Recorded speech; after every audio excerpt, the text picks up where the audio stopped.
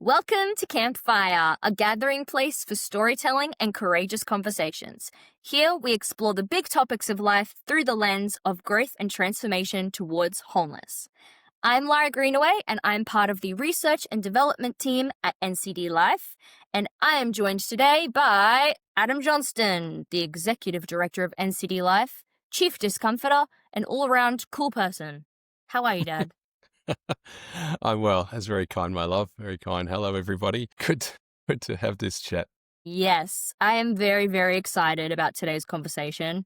I think we both need to buckle up, and so do all of our listeners, because it is a big topic. And I know that both of us get very passionate about this topic, so let's see what we're in for. The topic that we are talking about today is discipleship, which I don't know about everybody else, but in the circles that I'm in, discipleship has become kind of this like hot new word, which is funny because it's been around for a very long time. But yeah, it's become this kind of new fascination with discipleship, and we have to go back to discipleship, and discipleship is so important. And I've had many conversations like that. And I generally am like, I love that, love your energy. What do you mean? Like, how are you defining discipleship? And the responses that I get from that vary greatly, from very vague to somewhat disturbing. So I would love to just start this conversation, knowing that we're going to be using the discipleship word many times, by just defining what actually does discipleship mean? What does the word disciple mean? And maybe what does it not mean as well? Yeah, well, let's just throw in world peace while we're at it, and we'll take care of everything on planet Earth. Yes, I, like you, I'm encouraged that discipleship is being spoken about much more than it has in recent decades or longer. But certainly there's a significant concern about what people mean about it, and plenty of confusion there. But I think to understand discipleship, it necessarily comes to the idea of being a student of somebody, and actually the kind of three components, in a sense, of being a disciple of whoever. Of course, we're talking about discipleship to Jesus, but if we just bring it back to a wider picture of discipleship generally, it's being transformed by being in the presence of a particular person. And then sort of secondarily, it's aligning yourself with the way of that person. So in the case of Jesus, aligning yourself with the way of true life. And then the third component that would kind of round it off is that you involve yourself in the mission of that person. So it's on that basis, it's thoroughly about apprenticing yourself. And some people may be familiar with the idea of apprenticing, whereby, I do and you watch. I do and you help. You do, I help.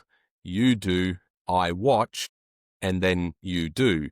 And that overall process and that sense of being in the presence of the person, aligning yourself with the ways of the person, and then involving yourself in the mission of the person actually kind of maps through that overall process. But much of what we talk about with discipleship is really, it's very difficult to call it genuine discipleship if that degree of attention and those purposes are being aimed for in what we mean by discipleship. Yeah. I was at a leadership conference not that long ago where I got into a conversation with someone who was in kind of senior leadership, was quite high up and had been in ministry for a long time. And we got into a conversation about discipleship. They were very passionate, discipleship is so important. And I asked them the question. I was like, so how do you define discipleship? What does that mean?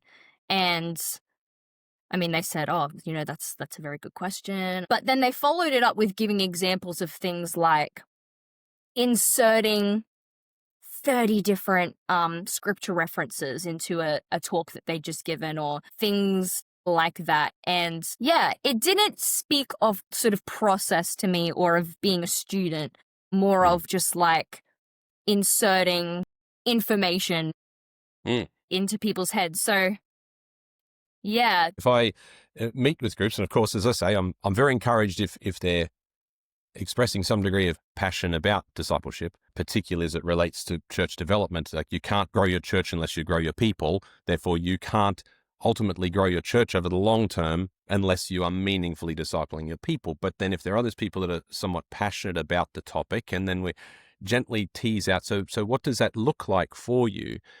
In almost every instant that I've heard of or encountered, there's definitely exceptions, but in almost every instance, what we're really talking about is some modified form of indoctrination. It's not actually discipleship, it's indoctrination. And we've got to be careful here, because indoctrination to modern ears is heard as almost an inherently negative thing.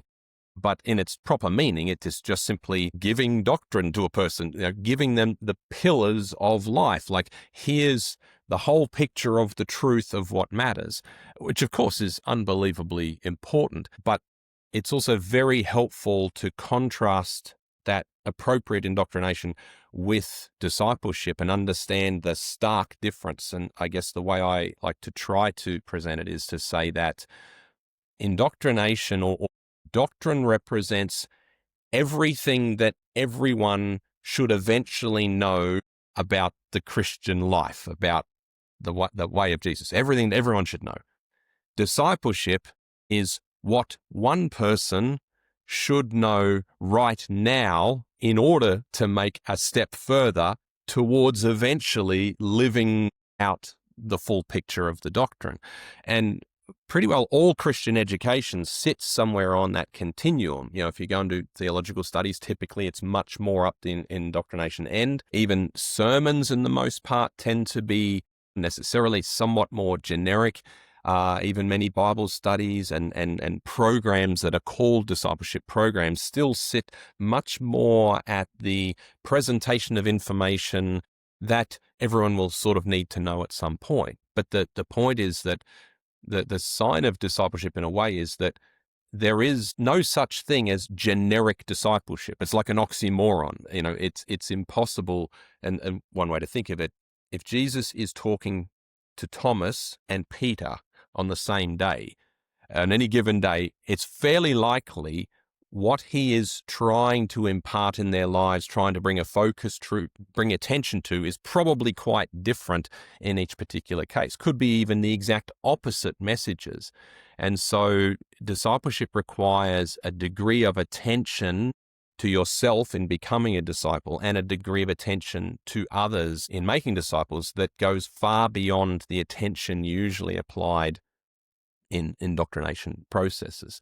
So there's a sharp difference. And as I say, most of what is done, like if someone says, we're running a discipleship program, that should be a red flag straight away. Now, it might be somehow they've ended up doing something that is highly relevant to the next steps of that group of people all at the same time, but the odds are breathtakingly low that that's actually the case. Wow, that's so interesting. I've never thought of it in that way, that doctrine is what everybody will need to know at some point about the kingdom of God, and then discipleship is specific to a particular person. That's really interesting. Yeah, it's interesting just on that, like the fact that 3 years into their time with Jesus, you hear Jesus saying the words, "There's much more I want to tell you, but you can't handle it now." And so they're literally walking with the master for 3 years, and yet in their own journey, there were things that they couldn't handle yet. So the full corpus of doctrine it was a nonsense to think that even under the master, they could be grasped. So much more for them to progressively come to understand over time. And so if it was the case for them literally walking physically with him, then how much more is that the case for us? The need to recognize, all right, what bit do you know? What have you done with it? I remember Dallas Willard, one of the great, he's passed away now, but an incredible person in terms of, spiritual discipline, discipleship, sort of stuff, and saying that as opposed to getting people to read the Bible cover to cover, if most Christians would take one verse they were convicted by and try to figure out over a year how to live it out, the entirety of Christianity would be totally transformed because of that degree of focused, need-oriented attention. Yeah, wow, that's so true, hey. That brings up an interesting question for me, which is when you think of the example of Jesus, and obviously, we get, as far as I know, we get that word discipleship from the Jesus-disciple relationship, his students. Does that mean that when Jesus was preaching things like Sermon on the Mount or when he was talking to the masses, that was not discipleship? And if so, what was that? That's a good question. I mean, what you could say is that every different phrase was discipleship for someone, but in some cases, if there was a meek person who had a deep sense of connection with God, then hearing the news that the meek will inherit the earth wouldn't necessarily be, the newest thing that they needed to come to understand, but there'd be plenty of other people being deeply challenged by those same points. And so again, Sermon on the Mount, I think any time that the people are speaking in a broader sense, be it preaching or teaching in some sense, in any way preclude the fact that discipleship may be happening in that moment. It's just that as a means of strategic discipleship is going to be very, very hit and miss. And I think it's helpful to note, people don't sort of see it. We're so used to the idea of expanding ministries and ministering to more and more people. But Jesus' own approach was basically in reverse. You had the masses, and then he had a greater focus on send out 70 and then focus on the 12 and then focus on the 3. And then even with the restoration of Peter, arguably saying, if this is going to be a key pillar guy, by the lake shore in this moment of restoration with Peter, I need to know that this one guy gets it. And if he really gets it, that's going to launch something that's going to transform the entire world. So Jesus' own attention moved sharper and sharper, if anything, over time to what does the person right in front of me right now most need to hear in this instance. And so, all of it has a purpose, but you've got to be clear as a person trying to help others on their Christian journey, which tool you're pulling out of the belt and what it can realistically do. Because there's a bunch of things, there's an enormous number of things that are done in the name of Jesus and in the name of Christianity that will have very limited impact on actually growing and discipling people, and seeing that clearly is pretty important. Yeah, that's something that I've always been captured by and found really interesting, is the fact that Jesus, who was the highest capacity person to have walked the earth by definition, and that he really had 12 people that he regularly journeyed with. And then even among those 12, like you said, 3 that he maybe poured more of his energy into. And he did do things outside of those 12 people, preaching to the masses and healing the sick and having those interactions. But if you think of like an average pastor, let's say there's 52 weeks in a year. Let's say they only preach for, 30 of those. That's still 90 sermons to a group of people over the course of 3 years, whereas at least what we have recorded from Jesus was not 90 sermons to large groups of people. Do you know what I mean? So I find that ratio really interesting, and how did we sort of land where we are now, where I think our tendency is a lot more to have, this many sermons and large group models where we're doing teaching, and then this many sort of personal interactions with other people and trying to disciple. So Yeah. And there's an explanation to it in one sense, is that big things are easier to notice and easier to remember. But the point is, most of what represents the transformative activity of the church and Christian life happens in quiet moments that are unseen. And as John said, we've tried to document in the Bible many things, but all the books in the world couldn't contain all of the things that happened with Jesus. Now you say, well, if you extrapolated that, then all those extra things wouldn't mean, wow, now here's those other 90 sermons or X number of sermons that would be taking place. But in reality, it would be enormous proportion of relatively small interactions, with a few people, and these deep encounters would still make up the majority of it. There's a little mathematical thing that I sometimes talk to people about, and the maths is really simple. It's easy to get, but it just proves the point of how unconvinced we are about the simple stuff of paying attention to ourselves and to other people. If I choose, and I myself feel convicted about this, so I'm not passing judgment on other people. I'm trying to move more towards this. If I focus attention on myself and one other person this year and just try to really pay attention to helping them to become a genuine disciple, which is not a finished product, it's a person with momentum and movement progressively well and truly on the way, help them become a disciple myself, help them become a disciple, and a disciple making disciple over the course of a year. And then we each do it with someone else the next year. And then those people each do it with someone else. It's a multiplying effect, as so many of Jesus' parables pointed towards, the multiplying effect of the mustard seed to the giant tree. In 10 years, my discipleship ministry has brought about the discipleship of 1,000 people. Now, how many people anywhere in Christianity can look at the last 10 years and say, oh yeah, I can see approximately 1,000 people that I can reasonably trace to, my focused work. Now, in that time that I didn't do that, I spent countless hours involved in all kinds of activities of church life and all sorts of different things. And for that matter, have remarkably less fruit to show from that, because the expectation of doing the things that appear to be Christian is so strong. And, I don't know if you want to go there, but the most, for me, the most chilling verse in the whole Bible for me personally is in Matthew 7. It's the tail end of on the Sermon on the Mount. And he talks about people who said, Lord, Lord. And he says, not all who say, Lord, Lord, will enter the kingdom of heaven.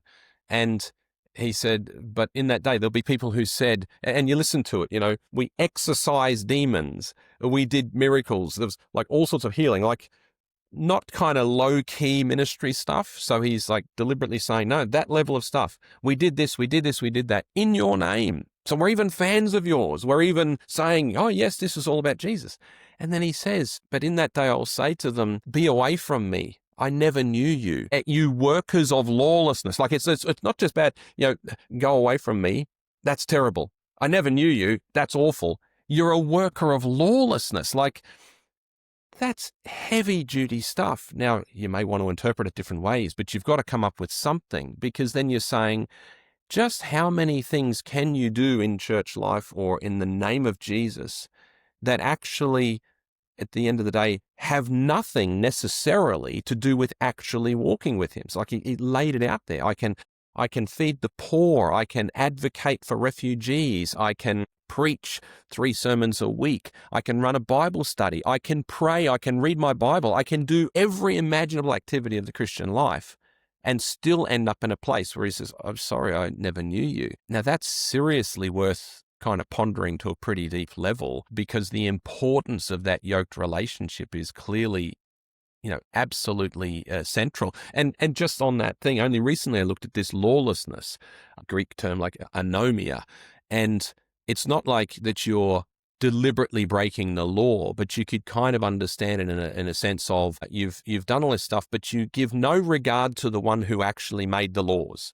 And so you're just doing stuff with no thought of where that comes from. But equally, you could say, in all your busy Christian activity, not only do I not know you, and not only are you therefore not producing lasting fruit, you're actually sowing more chaos into your church and into the future of your society. Like, you want to have trouble sleeping, just let that sit with you if you're in any sort of leadership at all within church life. So that brings me to my inevitable next question, which is, how does one know that they are genuinely a disciple of Jesus? Because I have found that people can get funny about really clearly defining things in Christianity. It's some weird spiritual type thing where it's like, it's a bit complicated and it's nuanced and it's this and that. From my look personally, I would like to be pretty sure that at the end of the day, I'm not going to be told, I actually never knew you. It feels like when I'm in a working relationship with someone, the thing that brings the most peace and sort of purpose in that relationship is that we have a working agreement where I know clearly what's expected of me and you know what's expected of you. And I feel like going on the journey with with this sort of idea that, it's just sort of like you just kind of have to trust God, or you sort of have to do these things. That feels quite vague to me.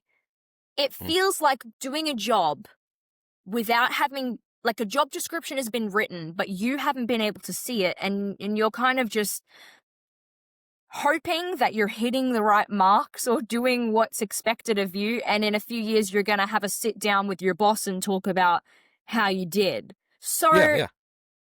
how do you know that you actually are doing the stuff that's important, that you actually are? Because I think also people have such different ideas as to what it looks like to be walking with Jesus. And I think you can see that in evidence if you just look at this person that says they walk with Jesus and that person that says they walk with Jesus. And sometimes that can just raise question marks, and you go, well, how does that produce such very different fruit? Some of it not great. Yeah. And to the honest inquirer, like you are in that context, there's a mountain of trite answers that can be provided to that. It's like, oh, love, you just need to have faith. Just have faith. And, Jesus loves you. And yes, that's the same Jesus I'm looking at in Matthew 7. And I'm not wanting to ever imagine the thought of him looking into my eyes saying, sorry, Lara, I never knew you. And people say, oh, but Lara, she's a lovely girl. Jesus would never say that. It's like, okay, can we leave the kindergarten approach to these things? Can we actually look at it seriously? And because that's the thing where I could go through life and go, no, but I have such good intentions, I love God, I want to be, but there are many people, Pharisees included, that thought that. Do you know what I mean?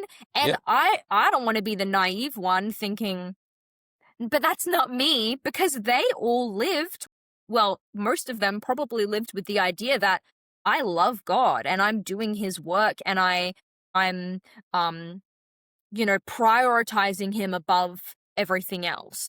And we didn't have to wait until the end times to know that what Jesus had to say about a lot of them. Yeah. And you don't want to have the feeling as if, well, I've got to wait for that conversation to see if he actually says, oh yeah, you're awesome, you're great, love walking with you, great job, well done, good and faithful servant, or sorry, I never knew you. Like, that's terrible. You just live in this limbo. And again, part of it, a whole nother topic, maybe we'll explore it another day, but this whole translation of the Greek pistis as faith, and is a huge issue. I personally believe Matthew Bates works fantastic around this in terms of understanding it not via the Latin, but directly from the Greek and the English is far better as allegiance, So immediately you start pointing, saying, well, what does allegiance look like? Like that allegiance, that sort of sounds like standing together, walking together, paying attention, taking notice of what the master's eyes are on right now and being known. But I think coming back to your question, that verse in Matthew 7, I think is very helpful, because I never knew you. Like that's the statement. And so knew you, again, in our modern ears, holds such a relatively shallow, I know people on Facebook. No, in a biblical sense, you don't know any of them probably, or almost none of them, but that, from the Hebrew and the yada sense of this deep knowledge, like a sexual knowledge, at conveying even those notions of that degree of intimacy that you have with those people. And so knowing and being known is a clear component of it. And then it then becomes a question of, well, how vulnerable have you made yourself with Jesus, and to what extent have you allowed yourself to acquaint yourself with what he may actually think about you at any given moment in time, and how much are you pursuing that? Because that is to be known, and to want to be known, because it's not a subject-object thing, it's a transjective thing, it's a relational thing completely in the center of that. And so for the earnest person saying, well, I want to know if I am actually going to get a well done, good and faithful servant, and that he knows me and loves me, that's a very reasonable question. And I guess if I can zoom out on it a bit, because my own journey around this came from a different direction, and that is that over more than 25 years working with a huge number of churches around the world and working with tons of them directly, hardly any of them have ever disagreed with what the NCD Church Survey diagnosis has presented to them. They're like, well, yes, within reason, yeah, that's probably us. That's our strength. That's our growth area. And then you have further discussion. It's like, okay, well, let's look at some really simple action steps you could put in place to start the process of growing in that area. And yet, for so many, that progress of growth, while they make some progress, starts to tap out, as we've talked about before, as soon as it involves them having to change. Because the church is only people. It's not a thing. It's only people in relation with each other, in relation with God. So the health of the church and its future is the health and future of the people in it and their relationships with each other and God. That's all it is. It's nothing other than that. And so, that was frustrating, obviously, for a long period of time that people were struggling with that. And then for me, I started to look at it and say, well, there's some really fundamental piece of the Christian life that's missing, not just occasionally, but from nearly every single church I work with. Now, that's hard to come to terms with, but the evidence starts to mount up and you're going, well, I've got to try to find this. And so I really tried to dig into, well, what are the most basic questions you could ask that would try to identify and help people to be able to grow in confidence that they were actually disciples of Jesus when you bear it all back, because there's lots of stuff that doesn't qualify. It's like, how much do you read your Bible? Well, that doesn't qualify. How much do you pray? There's all sorts of things. How much ministry do you do? Jesus himself disqualified a bunch of these things as a criteria. So that sent me on a fair quest for a fair period of time. And I guess what I now call the Discipleship Reality Check was somewhat of the fruit of that entire process. And it really comes down to this idea of walking, if you're walking with Jesus or walking with anyone, but certainly walking with Jesus, the process of walking requires a fixed leg and a free leg. That's how you walk. And you can't walk without either of them. So at any one time while walking, one leg is on the ground, giving you stability, giving you strength, steadying you on your way. And the other leg is your free leg, reaching out, stretching out to a new place. And then that becomes your fixed leg and alternating along the way. Now, if Jesus is walking with me and he is the most attentive person ever, not just sort of knowing stuff about me, but knowing exactly where I am at each moment, and he promises to be with us to the very end of the age, well, he's very conscious of which leg needs attention in my life at that given time. And so at certain moments where I'm just shaky, I'm struggling, I'm uncertain about things, maybe dreadful things have happened in my life, and he's saying, well, we're not looking to take the next hill, we just need to firm you up. You need to be affirmed and strengthened right where you are. And, that gave birth to the first question in the Discipleship Reality Check. And it's just that, do you know what Jesus delights in when he looks at you? Like, do you know what he delights in, what he wants to affirm, what he wants to strengthen, so that from the inside out, you are built up on the firm foundation of how he sees you, your identity in him? Is that clear for you? Do you know what that is? And then maybe we'll unpack them a little bit more, but then the second question is related to the free leg. And so when you are steady, you can be steady, but then you're not going anywhere. If all you have is a fixed leg, great, you're affirmed, I'm clear in my identity, I know who I am, but then you're just in the same place, in 3 weeks' time as you are right now. So if you're going to make the journey to life, the free leg has to stretch out. And that is the side of, okay, well, what needs to be addressed in your life? What do you need to step into new territory? What's the edge of your growth that is going to walk with you into things that you haven't yet dealt with in yourself, in your family, in your context? What are those things he's going to step out for you with once he knows you're standing firm? And so then that's the second question. Are you addressing what Jesus most wants to transform in your life? So there's a strength question, and then there's a growth question. And then the third question just rounds it out on the basis that if you are a disciple of Jesus, by definition, you have to be a disciple-making disciple, because the Great Commission was given to disciples to make disciples. So you're not actually a disciple unless you've reached the point of making disciples, because that's what he did. He lived as you could say, as a disciple of his father's in a sense. perfectly and purely, but then made disciples. So that the third question then is simply, are you helping someone else answer the first two questions? And so that's really what it comes down to. And it was just this moment for me after years of, uh, some good stuff and encouraging things, but incredible frustration at the same time, thinking we've got the power of the God Almighty available to X, Y, and Z local churches. Is this really the rate of progress we would expect to see? This is terrible. But then suddenly realizing, well, this is why, it's not working, because I, since that time, have gone and continue to work with a whole pile of churches. And if I ask a leadership team, this is leadership, not just average disciple. This is leaders should be the best at the whole thing. If I ask them, how many of you can answer yes to these three questions? The best I've ever had is about 25%. And so, if that's what the leaders in the church are at when it comes to the most fundamental job we were given, then what hope does the rest of the congregation have if it's not even seen to be important enough that those basic things would actually be there?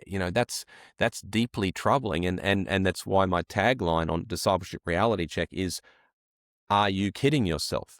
Because I look at churches and we've got a great vision and we're doing a multi-million-dollar fundraiser for a building we're going to have, and we're going to bring about world peace in our community. And yet we can't answer the most basic questions that would help you to have some confidence that I'm actually a disciple of Jesus. For goodness sake, just stop doing everything else and then just spend a little while trying to get to the point where you can say yes to these questions. Then, by all means, change the world. Answer yes to these questions, then do whatever the Spirit whispers in your ear and go crazy with that, because you'll be able to. But if you can't answer that as leaders, and then you're not bringing that assurance to your people that they could walk daily with a sense and a growing sense that, yes, I feel like I am really yoked to Jesus. I'm increasingly sensing his delight. I'm seeing more clearly what he wants to address in my life right now, and I'm working with him, doing my part to help that be transformed, and I'm helping some other people doing that. Like, that's, man alive, that's unbelievable delight from Jesus' perspective, saying, yes, yes, yes, yes, go, go, go. Mm. Could you just quickly say again what those three questions are, just like in succession? Yeah. So the first one, the fixed leg one, are you aware of what Jesus most delights in when he looks at you? The second one is the growth one. Are you addressing what Jesus most wants to transform in your life? And the third one, are you helping someone else answer the first two questions? Yeah. I have a question, which is for people that I think a lot of people have probably never thought of those questions before in their life, and that's very new to them.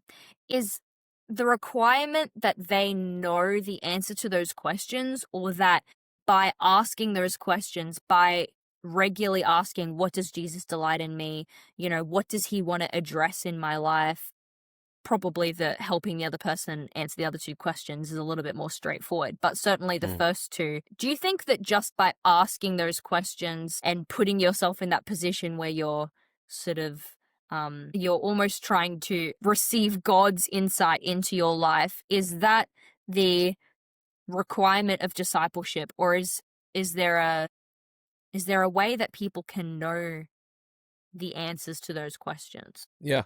I mean, there's no, by definition, there's no static answer to the questions, and should be no static answer to the questions, because if you can answer the questions, then there's the strongest likelihood that the strengthening and transforming process is taking place, which means tomorrow the answers will be slightly different. And so the constant wrestling with the questions is much more the sign, and even the idea of posing the question, because for many people, myself included, question one was the most difficult one for me of all. Do you know what Jesus delights in when he looks at you? Like, I spent months and trying to come to terms with that question. So I'm not inventing questions that somehow, it's easy for me to answer, now I'll take it to the world. Like, no, it's the first question was such a tripping point. But I think part of the key is, getting clarity about the depth of knowledge that Jesus has of you and what he delights in and what he loves you through, regardless of what that is. Like if that question 2 is something really dark, he wants to transform your life, and you come to terms with, that's what that thing is, and he loves you despite how in the open that now is in your relationship, like that's an unbelievable experience to have. And then in the question 1 with the delight thing, for me, the huge challenge personally has been, it really begs the question, what's your view of Jesus? What's your view of God? Like, that ultimately, Christian Schwartz wrote in one of his books many years ago, every problem on earth comes down to an improper view of God. It's like, cool.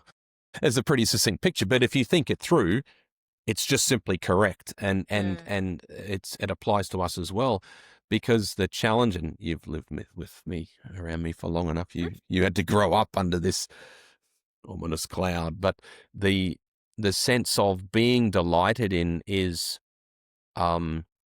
speaks so much to me of who it is that I'm walking with. Because if I don't have a meaningful sense of that delight, then who is this whip-cracking kind of ogre person walking along with me, who's really just kind of instrumentalizing me for purposes, doesn't necessarily want to know me, but just has stuff that needs to be done, and the quicker the better. And it's incredible talking to people who've been on the Christian road for many decades. Just the other night, I had a gentleman in his 70s saying to me about that first question, saying, do you have any clues about how I could start to try to understand that question? And I know he's been on the Christian journey since he was born, but then you're saying, well, what's the picture of Jesus that he's had? And that picture is not a theoretical issue. That is absolutely foundational in terms of the practical outworking of your Christian life. Your behavior is going to be completely shaped by the picture of who your Savior is, what he expects of you, the way he's walking with you, all of those things. So it's very, very rich. So the wrestling in the question, I think, is the biggest part of the journey. The question 3 is, are you helping someone else to answer the question?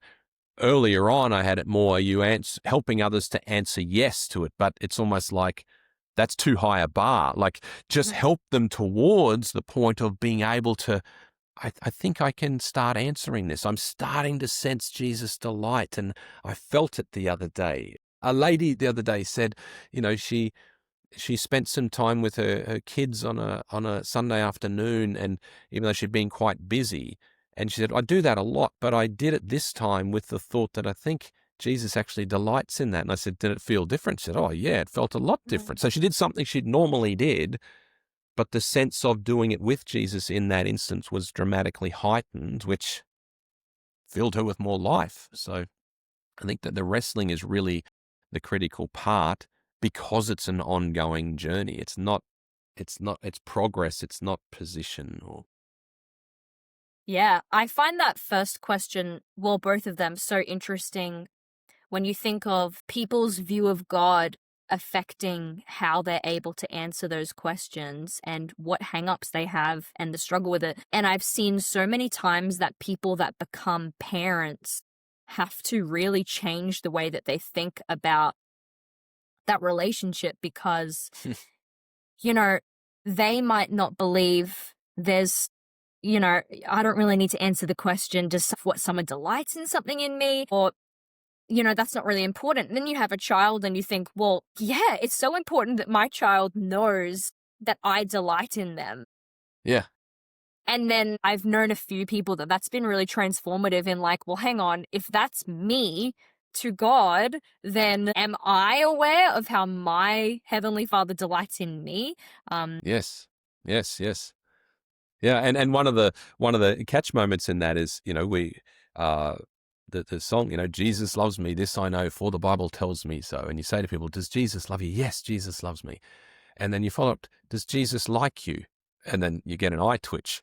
It's like, oh, yes, he loves me. Maybe because he's so wonderful and I'm such a worm. I only deserve to be stood on or trampled into the mud, but he really loves me. But the notion that he likes me in some sense really captures, it really seems to cause a great difficulty.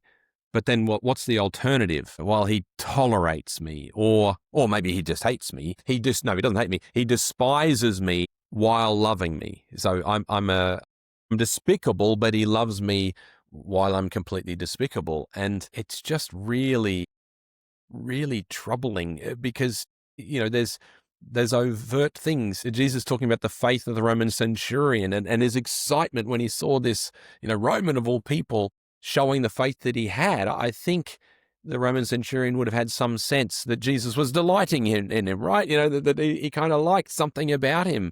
And to like something about someone doesn't mean you're signing off on everything there, but it's really hard to walk with someone if you don't sense that delight. And your example with the parent and child thing is absolutely the case, because a parent can sort of sacrificially love and do certain things, but there's an element, I guess it's a component, it's like the kindness in the love where you would bring the delight, where you would indicate that I don't just see you as a job, but I'm just so happy you're in the world, and I love to just sit with you as well. It's not about doing things, and that's been part of my road with the number one question. The first question is the delight, and that Jesus would delight if I just stopped and sat down or just walked outside, and that he's delighting in that more than me continuing to try to work and push through something.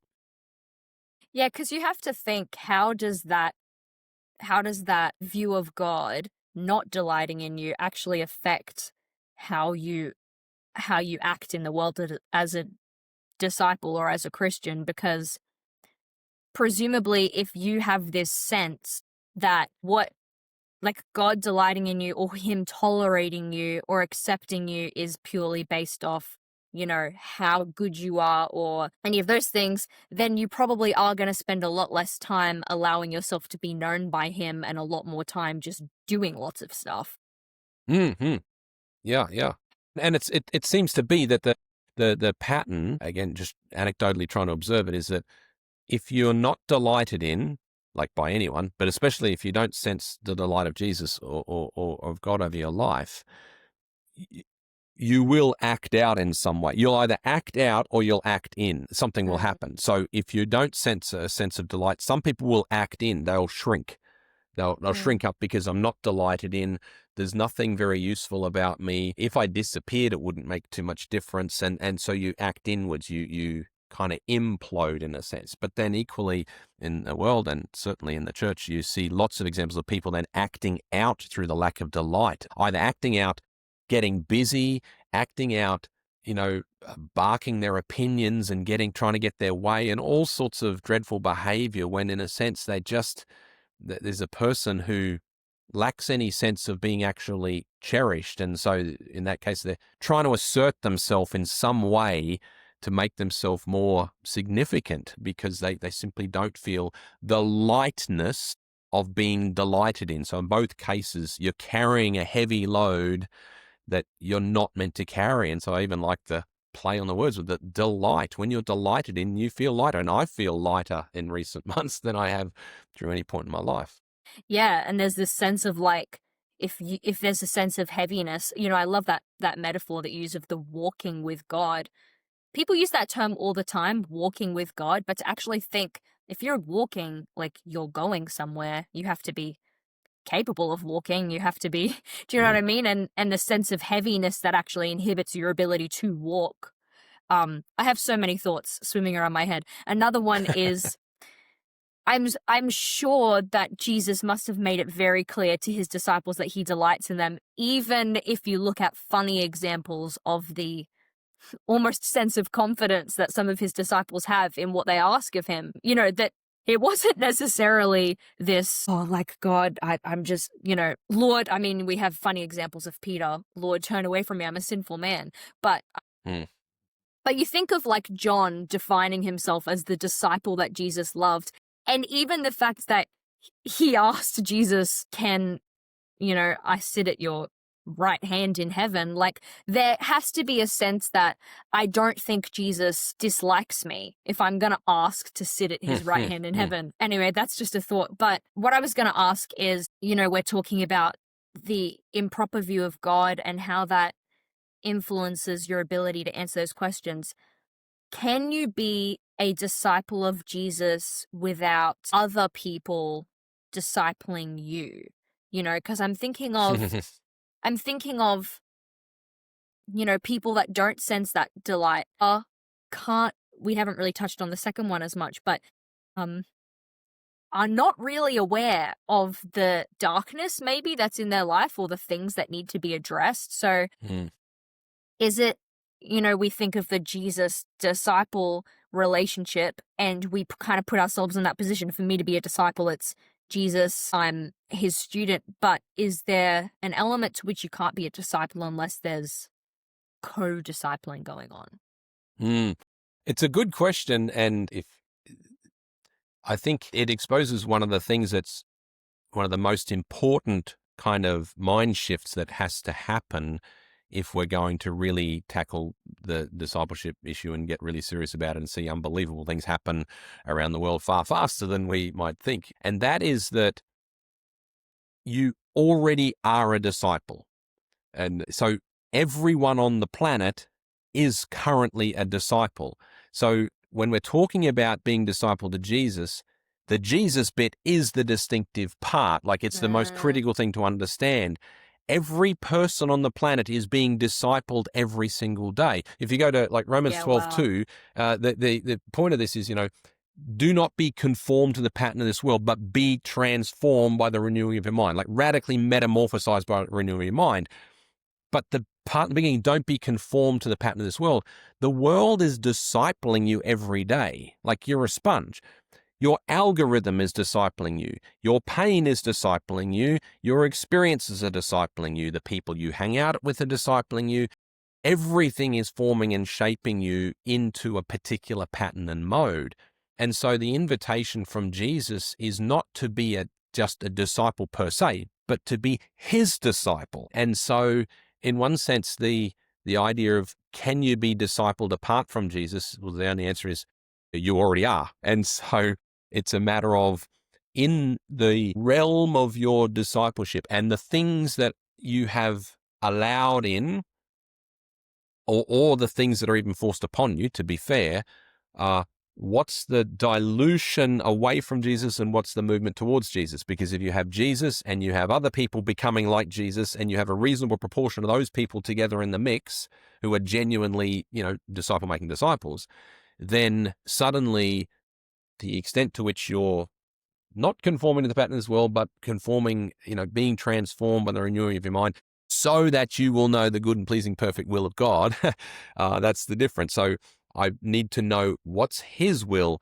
what's the way he sees me, as opposed to what does the world want me to do, how does it see me in its own purposes and for its own gain. So I think that's just so it's a good question, because it's a wildly critical part to come to terms with, and to not, because again, people will say, oh, well, I don't hang out with other Christians. I just spend time with Jesus myself. Well, that's great. And I hope that connection is wildly strong, because it needs to dilute every other bit of discipling that's going on in your life, most of which is pretty subversive, not particularly overt, and therefore incredibly effective on the effect. And algorithms are a great example of that, like just reinforcing your own prejudices, because we want you to be our product. So we will give you an algorithm that makes you feel good and delivers all the same beliefs you already believe to reinforce those prejudices, because we want to instrumentalize you for our own purposes. Whereas Jesus is an empowering companion who doesn't instrumentalize, but seeks your freedom, maturity, responsibility, and the possibilities of everything that could be. Yeah, that's so true. Hey, you see that in just the explosion of smarter algorithms and how quickly that's divided people and like radicalized people's opinions and polarized everybody. So I would like to ask you some questions. I would actually love to ask you the Discipleship Reality Check questions, because I think that a lot of people may feel liberated by having clarity around discipleship and around how they can actually not be conformed to the world and actually tune into who God wants them to be and how he sees them. But I also think that a lot of people would find these questions hard to answer. And I've interacted with people that find different questions hard to answer. Like you said, I've interacted with people that the first question stumps them and makes them feel quite uncomfortable, actually. And they go, I don't really know how to answer that. Or, can we just skip past that one? On the other hand, I know people that maybe get quite defensive or protective of themselves or not want to go into what actually is troubling Jesus's heart about what's going on in your life right now. And I think a lot of that can come down to, you even think of people's relationships with their own parents and formative experiences they've had that have affected, maybe if they did have a very critical parents, that would affect the way that they are able to answer that question or the way they view God. And so I've put you on the spot with this, but I would just love like people to have a little bit of an example of, I don't know, what it looks like to be able to talk that through a little bit. So if you don't mind. Oh, no, absolutely not. I mean, this is what I'm hoping will be, I'm encouraging groups anywhere to say, put these questions at the beginning of your meeting like this, make it normative, just make it not weird and begin wrestling with it and don't feel the difficulty in being able to answer the questions. So you're asking like, what are my present responses to the questions, yeah? Yeah, well, I can ask you question by question. I'll try and get the wording right. I think I understand the concept, but I might get some of the wording wrong. That's okay. Well, first of all, are you aware of what Jesus delights in when he looks at you?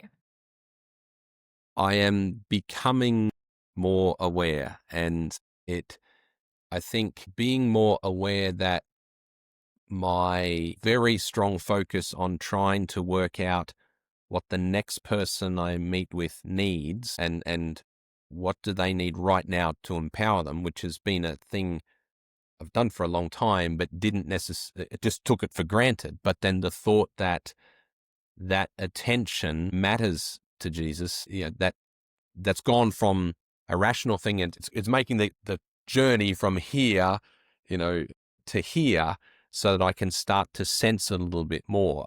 It's not super strong yet, but it's definitely stronger than it's ever been. And even sensing in certain moments, almost a feeling of him just saying, thank you, thank you for that. And your grandfather's one of the ones who's been great for helping people come to terms with the idea that occasionally Jesus would like to say thank you to you and that you should receive that. And I've heard that many times, but hadn't internalized it too much. And so I think,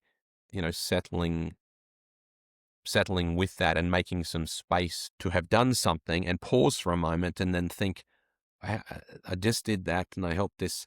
I wonder how Jesus feels at the moment about that, and allowing myself to think, well, more than likely, if he's all that the scriptures present him as, he's probably happy now. So let's have a happy moment together. Like, let's at least embrace that. And it's not some pride-filled thing, because the point is, of course, you go to question 2 after that. It's not like, oh, we're all done and dusted, but we can at least pause for a moment on the road, just stop for a moment, have a glass of water, and just delight in something or other. And that's, as you know, that's more than a bit of a breakthrough for me on that road.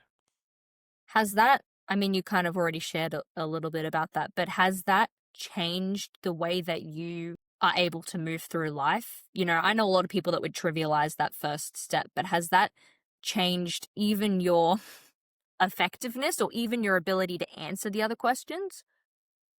Yes, absolutely. I mean, well, it has significantly transformed the life that I have within me to step into the other questions. Like if you don't have any sense of God's delight in you, then you're running on a just about empty tank to start with. And now you're going to try to face the challenge of, let's deal with the darkness and clouds and fears and shadows and whatever else with just about an empty tank. Like, that's terrible. And because in the walking metaphor, you're not even standing up, and yet you're imagining Jesus saying, walk. So you look like some weird creature from an alien movie, dragging yourself along the ground because you're not even upright. But what kind of picture of Jesus is that? He's like, for goodness sake, what kind of monster do you think I am? A bruised reed he will not break. Well, he's not going to hobble your leg and expect you to walk, sort of one-legged kind of thing. So yeah, definitely the lightness helps then in the other challenges. All right.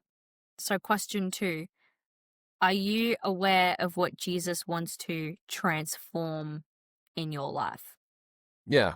Well, again, I lean heavily on our diagnostics for these things because, again, that's why we spent multiple decades developing these things, to try to help churches and individuals be more objective and try to avoid your blind spots. Because if people took a stab at, without wise counsel about what it is Jesus might be wanting to address in their lives, it's just as likely they might nominate something that's already a strength because they're not even seeing with clarity. So, so most recently, looking through the lens of the wholeness test in our tool package, it reveals that while purposeful contribution is strong for me, the cloud of mistrust is the thing that darkens my world the most. And that's, deeply challenging because, again, in those relationships of the Christian life with people and with God, the mistrust cloud sits over both of those areas. And so I'm historically very prone to be mistrusting of other people, but probably in a way different to what many would see it. I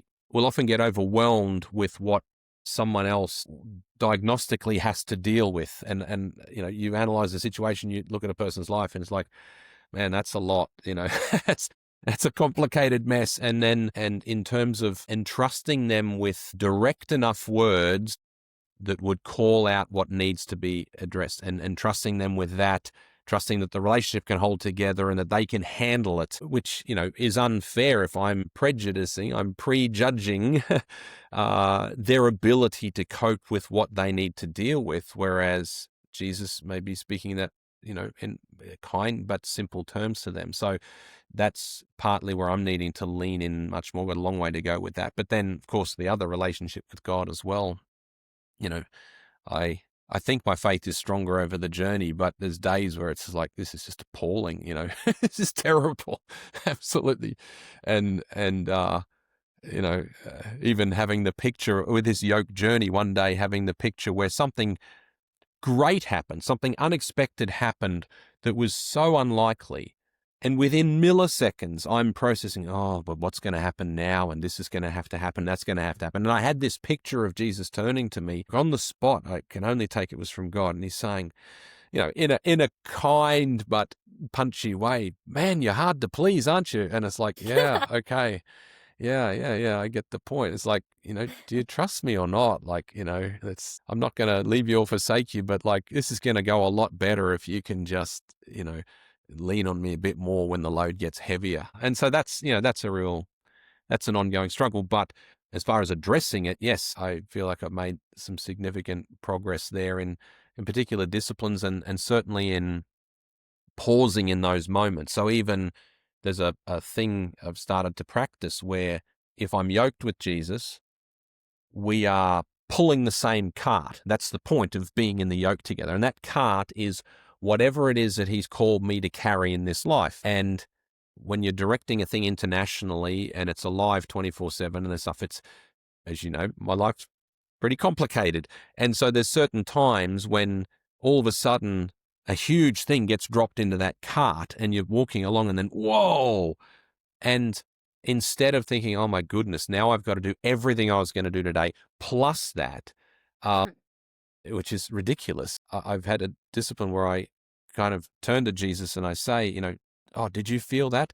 And of course, he said, yeah, we're connected to the same cart. I felt that. Like, I know the load just got heavier because we're literally yoked together.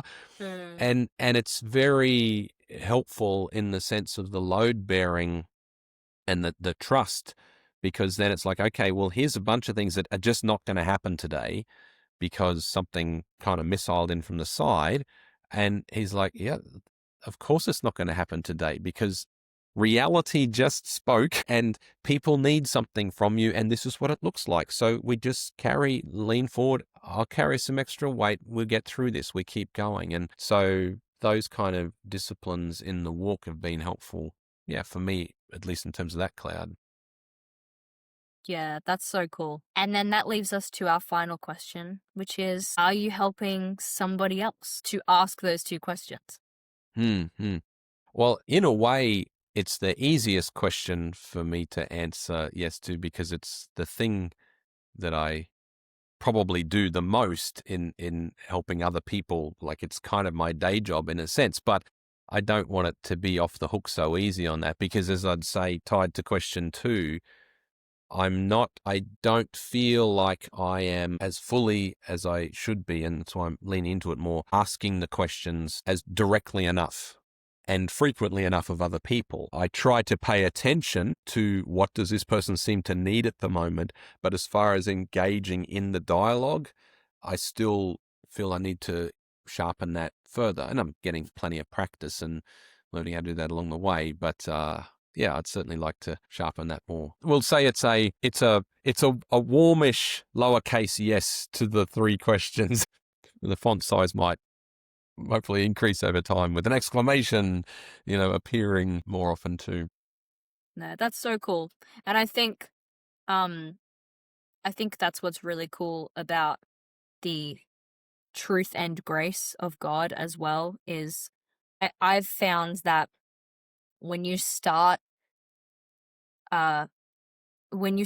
doing the things and seeking God and trying to remove the barriers the best you can to you two walking together, that there's so much grace that comes and fills the gaps as well as you're continuing on that journey, and knowing that there are going to be some times where you wobble a little bit because you haven't quite got it right yet. And that's what I think is cool about Jesus being in the yoke with you too, is you're still pulling, but he's not outside the yoke telling you have to pull better. He's also next to you, and he's, helping to push forwards with you and to support you. And yeah, that's cool. Yeah. And like you say, back to your parent metaphor, I think it's one of the most instructive things, because if your child is still getting your help to do pretty much everything, by the time they've reached sort of adult years, something's gone really wrong. And you want to be very, very close to your child and you want to continue on that journey. But if they can carry loads themselves and do great things, it's like, what delight. Like, you can always add to that and help that. And that's to me, the only picture of God that makes sense to me, is that Father who delights without a neediness. Oh, I have to continue to be needed. It's like, well, if you equip your children, they move more towards life in all its fullness, then you're going to continue to be needed, because they'll be taking on greater challenges and greater adventures. There's always going to be a place there providing that assistance when needed and that freedom as soon as they can do just enough. Like, I'll help you ride your bike, and the moment I can remove my hands off your shoulders and you're steady enough, it's like, yay, look at that. You're doing that yourself. But as soon as it gets hard again, I'm there and I can lean in, I can help. Like, it's just a beautiful, beautiful picture. Well, thank you so much for this conversation. We really went a lot of places, and yeah, it was very helpful for me. I hope it was helpful for those of you listening. I have attached the 3 discipleship reality questions in the description, if that's something that you want to have a look at.